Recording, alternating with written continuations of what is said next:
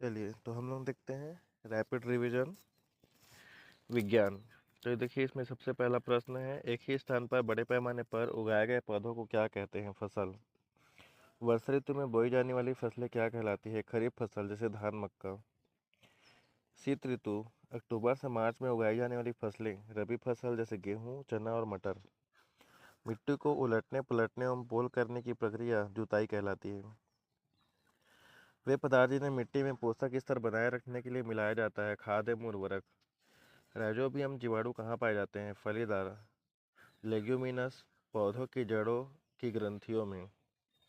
निश्चित अंतराल पर खेत में जल देना क्या कहलाता है? सिंचाई। आधुनिक सिंचाई की वह विधि जिसमें जल बूंद बूंद करके जड़ों में गिरता है, ड्रिप तंत्र। फसलों के साथ उगने वाले अवांछित पौधे क्या कहलाते हैं? खरपतवार।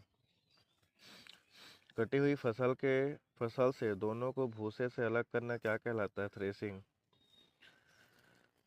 पेनिसिलिन नामक एंटीबायोटिक की खोज किसने की थी? Alexander Fleming.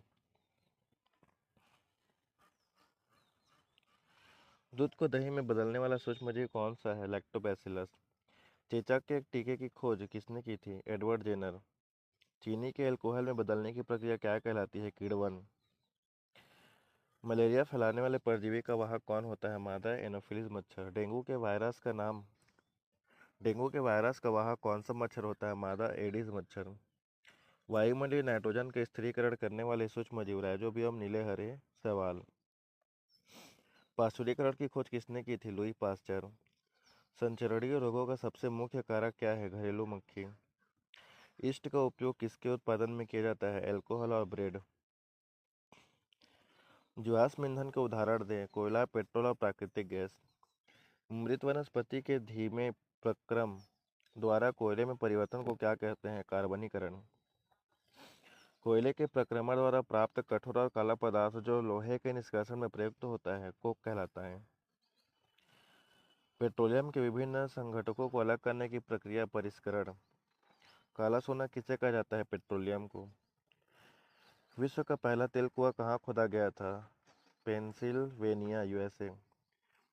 भारत में तेल कहाँ कहाँ पाया जाता है? असम, गुजरात, मुंबई, गोदावरी कृष्ण नदी बेसिन। पीसीआरए का पूर्ण रूप क्या है? Petroleum conservation research association. सबसे कम प्रदूषण फैलाने वाला ईंधन कौन सा है? सीएनजी। नेथलीन की गोलियां किससे प्राप्त की जाती है? कोल तार से। दहन के लिए कौन सी गैस आवश्यक है? ऑक्सीजन। वह न्यूनतम ताप जिस पर कोई पदार्थ आग पकड़ लेता है ज्वलन ताप कहलाता है। आग बुझाने के लिए सबसे अच्छा अग्निशामक क्या है? Carbon dioxide.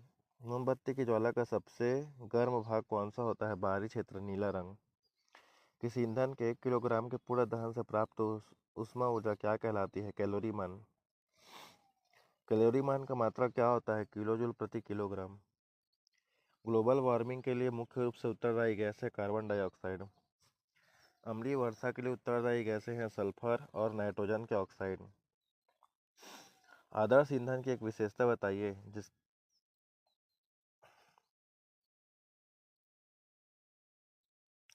तो उत्तर है जिसका कैलोरी मान अधिक हो और प्रदूषण न फैलाए।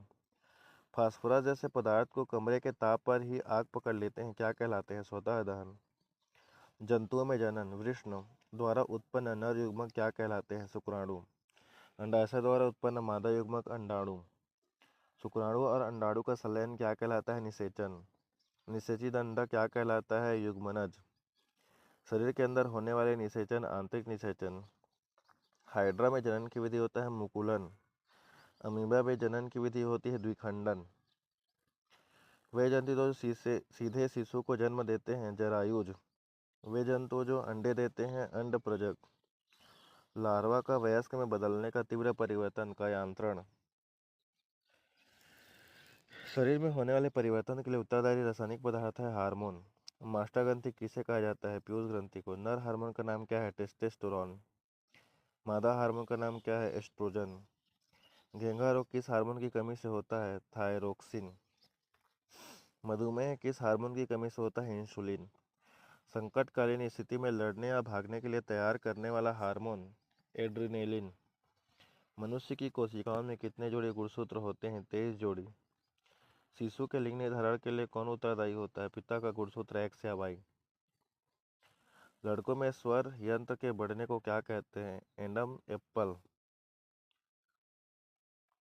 किसी वस्तु पर लगने वाले धक्के या खिंचाव को क्या कहते हैं? बल। बल का मात्रक क्या है? न्यूटन। प्रति एकांक क्षेत्र पर लगने वाला बल है दाब। दाब का मात्रक होता है पास्कल या न्यूटन प्रति मीटर। पृथ्वी द्वारा वस्तुओं को अपनी ओर खींचने वाला बल है गुरुत्वाकर्षण बल। आवेशित वस्तु द्वारा दूसरी वस्तु पर लगाया गया बल है स्थिर विद्युत बल। वायुमंडल द्वारा लगाया गया दाब है वायुमंडलीय दाब। संपर्क बल का एक उदाहरण है पेशीय बल या घर्षण बल। असंपर्क बल का उदाहरण है चुंबकीय बल या गुरुत्व बल। गहराई बढ़ने के साथ द्रवों का दाब है बढ़ता है। घर्षण बल हमेशा गति की किस दिशा में कार्य करता है? विपरीत दिशा में। घर्षण कम करने वाले पदार्थों को क्या कहते हैं? स्नेहक। किस प्रकार का घर्षण सबसे कम होता है? लोटनिक घर्षण। तरल गैस और द्रव द्वारा लगाए गए घर्षण को क्या कहते हैं? कर्षण। टायरों को खांचेदार क्यों बनाया जाता है? घर्षण बढ़ाने के लिए, पकड़ मजबूत करने के लिए। मशीनों में घर्षण कम करने के लिए किसका उपयोग होता है? बॉल बेयरिंग का। स्थैतिक घर्षण सर्पिल घर्षण से खालिस्तान होता है, अधिक होता है। क्या घर्षण कभी शून्य हो सकता है? नहीं। वाहन की आकृति को विशिष्ट रूप क्यों दिया जाता है? तरल घर्षण को कम करने के लिए। जूते के तले क्यों घिस जाते हैं? घर्षण के कारण। ध्वनि किसके द्वारा उत्पन्न होती है? कंपनों के द्वारा। ध्वनि किसमें गमन नहीं करती है? निर्वात में। आवृत्ति का मात्रक क्या है? हर्ज। मानव कान के लिए श्रव्य सीमा है 20 हर्ज से 20,000 हर्ज। ध्वनि की प्रबलता किस पर निर्भर करती है? आयाम। ध्वनि का तीखापन किस पर निर्भर करता है? आवृत्ति पर। अप्रिय ध्वनि को क्या कहते हैं? नॉइस, शोर। ध्वनि की प्रबलता का मात्रक है डेसिबल। पुरुषों की तुलना में महिलाओं की आवाज़ तीखी क्यों होती है? उच्च आवृत्ति के कारण। 80 dB से अधिक शोर शरीर के लिए कैसा होता है? कष्टदायक। आपतन कोण हमेशा परावर्तन कोण के खालिस्तान होता है, बराबर होता है। आँख का वह भाग जो उसमें प्रवेश करने वाले प्रकाश को नियंत्रित करता है, आइरिस। रेटिना पर बना प्रतिबिंब कैसा होता है? वास्तविक और उल्टा। ब्रेल पद्धति किन व्यक्तियों के लिए होती है? दृष्टिबाधित व्यक्तियों के लिए। आवेश कितने प्रकार के होते हैं? 2, धनावेश और ऋणावेश। बिजली गिरने से सुरक्षा के लिए भवनों पर क्या लगाया जाता है? तड़ित चालक। भूकंप की तीव्रता मापने वाला पैमाने है रिक्टर पैमाना।